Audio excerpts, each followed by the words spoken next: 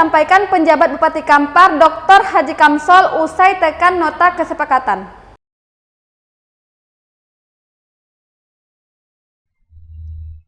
Penjabat Bupati Kampar Dr. Haji Kamsol menghadiri langsung APE Paripurna penandatanganan nota kesepakatan rancangan perubahan KUA PPAS APBD Kabupaten Kampar tahun anggaran 2022 pada Komi 22 September 2022 malam potang. Kamsol hadir didampingi Sekretaris Daerah Kabupaten Kampar Haji Yusri dan beberapa pejabat jabatan pimpinan tinggi Pratama, penjabat administrator, pejabat pengawas di lingkungan pemerintah daerah Kabupaten Kampar. Kamsol datang dan tiba di gedung DPRD Kampar sekitar jam 7.30 waktu Indonesia Barat dan langsung menyalami satu persatu anggota DPRD Kampar yang hadir ketika itu, hingga mengikuti pembukaan APE Paripurna Ketua DPRD Kampar Muhammad Faisal. Kamsol juga dalam kesempatan itu menandatangani nota kesepakatan rancangan perubahan KUA PPAS APBD Kabupaten Kampar tahun anggaran 2022 jo pimpinan DPRD Kampar tadi Dai Muhammad Faisal, Tony Hidayat, Haji Pahmil. Penjabat Bupati Kampar Haji Kamsol mengucapkan terima kasih kepada pimpinan dan kasodo anggota DPRD Kampar yang ala meluangkan waktu, pikiran dan tenaga selama pembahasan rancangan perubahan KUA PPAS APBD Kabupaten Kampar tahun anggaran 2022 dengan pemerintah daerah sehingga sampai pada penandatanganan nota kesepakatan bersama jo pimpinan DPRD Kampar. Kamsol juga menyebut semoga apa yang dilakukan Iko menjadi ladang amal dan ibadah bagi awak kasodo dalam rangka membangun Kampar lebih elok dan bisa dirasakan dek masyarakat. Dari Bangkinang Kota, Arif, Tim TV Ocu, Riau Raya TV mengabarkan.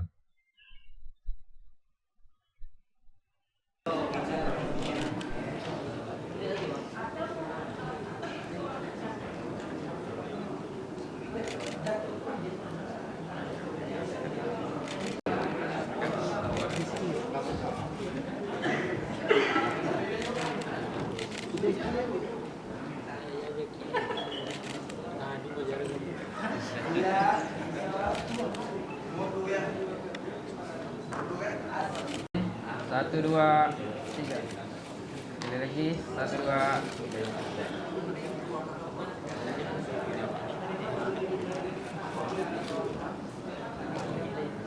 Perlunya kita mengadakan APBD perubahan ini.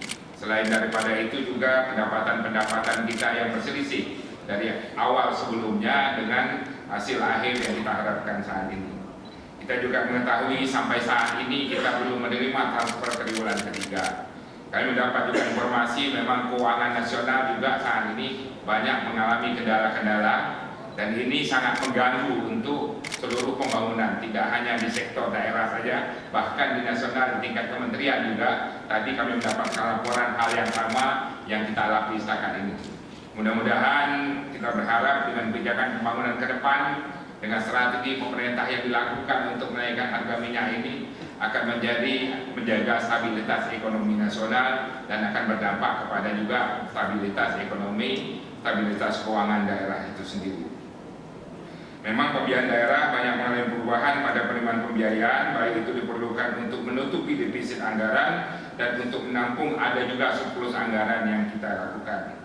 Perubahan penerimaan pembiayaan daerah adalah pada penyesuaian perhitungan silpa dan pada pertanggungjawaban APBD tahun 2021 itu menganggarkan penerimaan pembiayaan dari pengembalian investasi jangka panjang dan bergulir pada BPR Sarimadu, penerimaan kembali pembiayaan dari pengembalian dana bergulir karena dilakukan kepada silpa pada tahun 2021 tidak menutupi defisit belanja pada perubahan tahun anggaran 2022.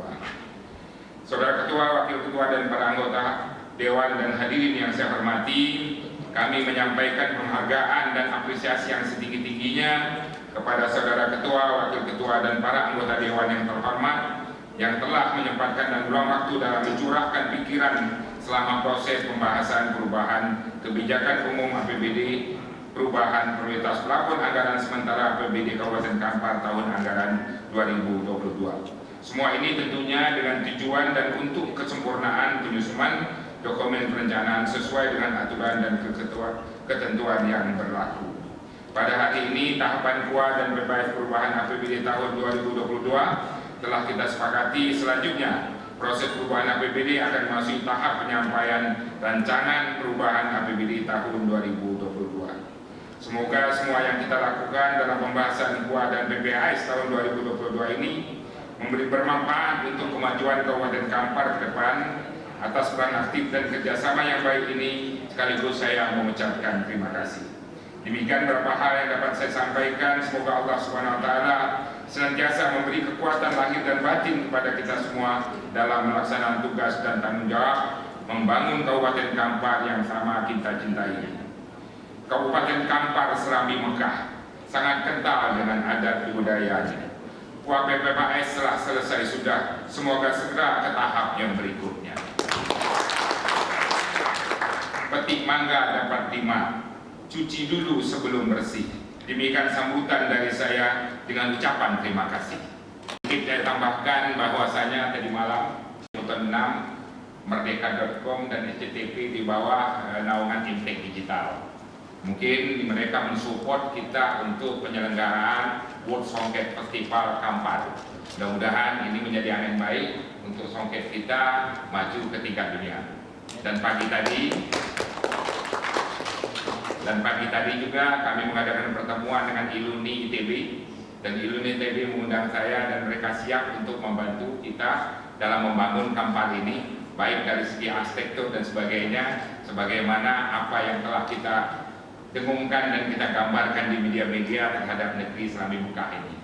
Mereka punya program dan mereka punya karya bakti mahal untuk itu, dan mereka dengan siap dan semangat akan datang ke Kampar. Mudah-mudahan ini menjadi angin terbaik juga bagi kita. Dan kedua, tadi siang jam 10.30 kita menandatangani MOU.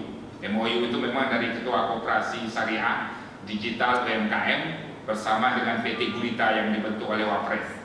Kita adalah MOU keempat dari Halo Hub UMKM yang dibentuk oleh Wapres. Mudah-mudahan ini mendorong menjadi angin segar dalam mendorong UMKM kita ke depan, yang kita harapkan yang lebih 23.000 produk UMKM kita minimal ada beberapa bagian yang bisa masuk ke pasar global, yang bisa masuk ke pasar internasional, yang ekspor akan dilakukan oleh PT Gurita. Memang kita membutuhkan ruang, kita akan memakai fasilitas ruang gedung Pramuka itu sebagai workshop yang diminta oleh digital. Kami sudah berkoordinasi dengan Pramuka, disetujui, dan kita juga akan memakai ada satu rumah dinas yang dipakai oleh Koperasi Batobo untuk gerai UMKM kita.